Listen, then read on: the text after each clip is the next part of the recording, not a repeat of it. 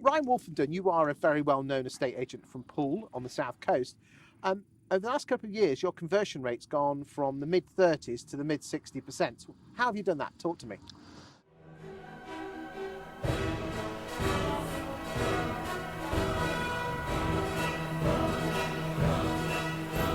So we've completely changed our proposition over the last sort of 18 months. We now have 3 marketing packages, which incorporate some vendor paid advertising, and we've also switched to fixed fees. The aim behind that was to be more transparent, more upfront, and clearer about what we do and how we do it. And I think that's really resonated with our core target market.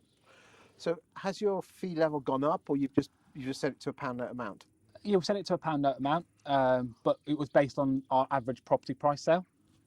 What we thought actually by doing this was that we would naturally attract higher value properties because our fixed fee then makes us cheaper.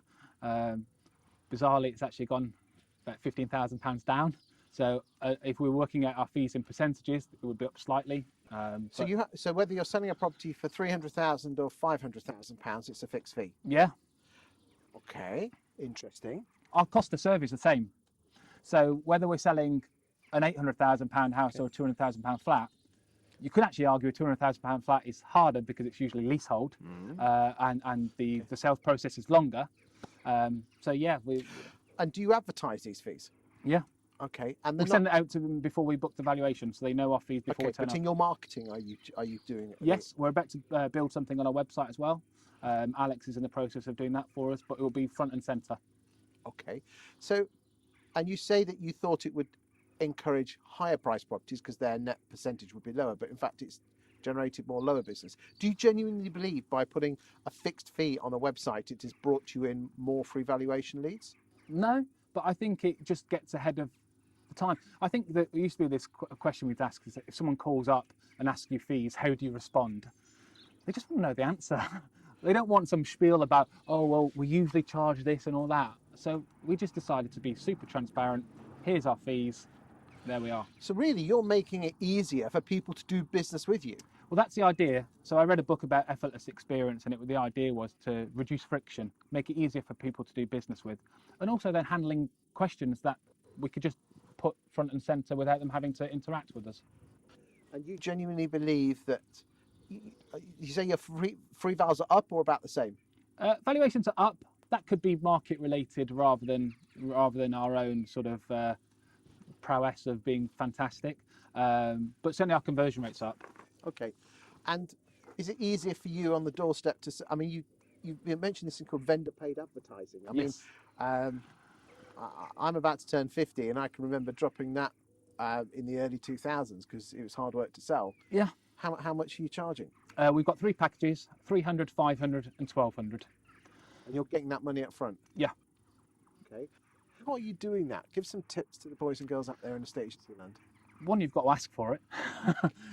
That's the first thing. How many people actually ask for it? I think there's this perception that you can't do it, but no one actually tries to do it.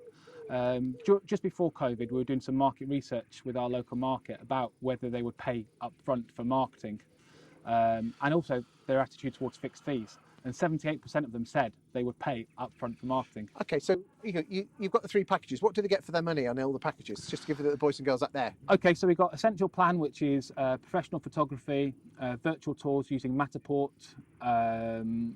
obviously for sale boards, database, all the usual stuff. For our Essential Plus, they then get a social media marketing package, which is targeted. It's not just a generic post. There is, a company that does that for us, and they get glossy brochures. And then the premium, they'd get high definition videos, drones, leaflet campaigns, further still on social media. And it doesn't matter what price you're selling at. So a 200 grand boring flat could have. They can choose the package they want to get. Okay, and is there a correlation between the posher the house, the bigger the package? I think that we've found that the higher value properties are prepared to invest more in the marketing, and that makes sense. But we're actually at the stage now where we're trying to measure data between the marketing packages, because what we want to then do is say, if you get this package, you've got a 70% chance of selling at 98%, all that type of stuff. So we can have a bit of data behind it. But at the moment, we've only been doing it for just over a year now, so we've not got enough data to really. Okay. What other tips would you give to anyone looking to get their fees up, or in your case, you've got the cash flow up? Yeah, I think just work out what your proposition is and what you stand for, and then find out the type of people that will pay more for that. Like I said, if you're trying to be everything to all people, you'll just dilute your fees. Thank you for your time today, Ryan. Thank you.